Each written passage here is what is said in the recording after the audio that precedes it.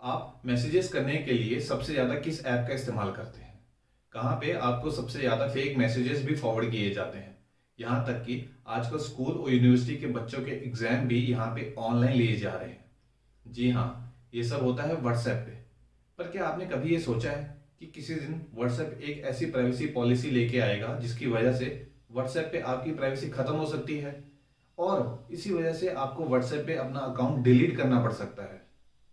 आखिर ऐसी क्या अपडेट्स लेके आया है व्हाट्सएप अपनी प्राइवेसी पॉलिसी में जिसकी वजह से आपकी प्राइवेसी अब सेफ नहीं रही है, और कैसे हम अपने आप को यहाँ पे सेफ रख सकते हैं, यही सब आज की इस वीडियो में बाबा जी बताएंगे।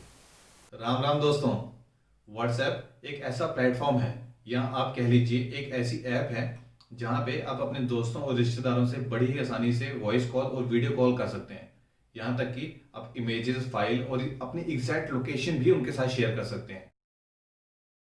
व्हाट्सएप आया था फरवरी 2009 में, जिसे फेसबुक ने फरवरी 2014 में 19.3 बिलियन यूएस डॉलर्स में खरीद लिया था।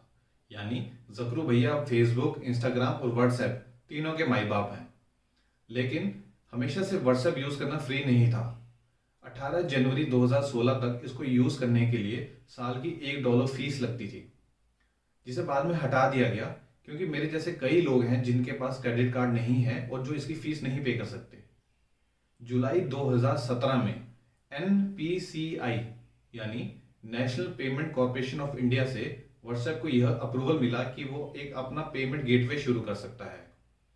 तो 6 नवंबर 2020 को व्हाट्सएप लेके आया व्हाट्सएप पे, जो उनका एक खुद का पेमेंट प्लेटफॉर्म है। शुरुआत के कुछ सालों में व्हाट्सएप को एक चीज़ के लिए बहुत ज़्यादा क्रिटिसाइज किया जाता था कि कैसे वो अपने यूजर्स की प्राइवेसी को मेंटेन करता है, क्योंकि किसी तरह का एन्क्रिप्शन ना होने की वजह से इसमें भेजे गए मैसेजेस को कोई भी इजीली हैक करके पढ़ सकता है। 5 अप्रैल 2016 को व्हाट्सएप लेके आया एंड टू एंड इंक्रिप्शन। अब अगर आपको ध्यान हो, जब आप पहली बार किसी को व्हाट्सएप पे मैसेज करते हैं तो वहाँ लिखा आता है दिस चैट इज एनक्रिप्टेड। ना ही बाहर का कोई व्यक्ति इसे पढ़ सकता है, ना व्हाट्सएप खुद इसमें भेजे गए मैसेजेस को पढ़ सकता है या सुन सकता है। एनक्रिप्शन कैसे काम करता है? मान लीजिए आपने व्हाट्सएप पे किसी को मैसेज भेजा है हेलो, तो क्या होगा, जब ये मैसेज ऑनलाइन जाएगा तो इसमें कुछ चेंजेस आ जाएंगे, बीच में कोई नंबर या कोई सिंबल ऐड हो जाएगा, जिससे अगर कोई बीच में आपका मैसेज पढ़ना भी चाहता है तो उसे पढ़ नहीं पाएगा। लेकिन जिसके पास आप ये मैसेज भेजना चाहते थे उसके पास पहुंचते ही ये मैसेज दोबारा से कन्वर्ट हो जाएगा हेलो में। इसी तरह से एनक्रिप्शन काम करता है। उसमें क्या होता है, आपके जो मैसेज हैं या जो आपने चैट भेजी है वो चेंज हो जाती है, उसके जो आपने भेजा उसका मतलब ही कुछ और बन जाता है, बीच में कुछ और ही चीज़ें आ जाती हैं जिसकी वजह से उसे कोई नहीं पढ़ सकता। यहाँ पे व्हाट्सएप ने आपकी प्राइवेसी को बनाए रखने के लिए एक चीज़ और ऐड करी थी।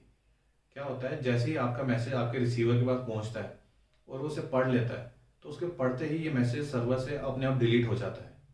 लेकिन किसी वजह से अगर ये मैसेज नहीं पढ़ पाया है तो अगले 30 दिनों तक व्हाट्सएप के सर्वर पे रहेगा और 30 दिनों के बाद अपने आप डिलीट हो जाएगा। 4 जनवरी 2021 को व्हाट्सएप ने अपनी privacy policy and terms and conditions को अपडेट किया है, और ये चेंजेस आप पे तब लागू होंगे अगर आप यूरोपियन देशों से बाहर रहते हैं या भारत में रहते हैं। और इन चेंजेस की वजह से यूजर्स व्हाट्सएप से खासे नाराज़ हैं और पिछले कई दिनों से सोशल मीडिया पे भी ये टॉपिक चर्चा में रहा है। सबसे बड़ी बात यह है कि इस पॉलिसी को एक्सेप्ट करने की लास्ट डेट है 8 फरवरी 2021, और अगर आप इस पॉलिसी को एक्सेप्ट नहीं करते हैं तो आपका व्हाट्सएप अकाउंट डिलीट हो जाएगा। यानी अगर आप व्हाट्सएप अकाउंट चलाना चाहते हैं तो आपको अपनी प्राइवेसी व्हाट्सएप के हाथों में देनी पड़ेगी। ये तो भैया ऐसे हुआ जैसे आप मेरे घर किराए पर रहोगे लेकिन आपके कमरे की चाबी मेरे पास रहेगी। अब तक व्हाट्सएप ने अपने यूजर्स की प्राइवेसी को लेके बहुत बढ़िया काम किया है, लेकिन अब आई पॉलिसी में ऐसा कुछ नहीं कहा गया है। इसमें व्हाट्सएप ने फेसबुक, इंस्टाग्राम और उससे जुड़ी कंपनीज के साथ अपने यूजर्स का डाटा शेयर करने की बात की है। आप तो अच्छे से जानते ही हैं कि फेसबुक के साथ आपका डाटा कितना सिक्योर है।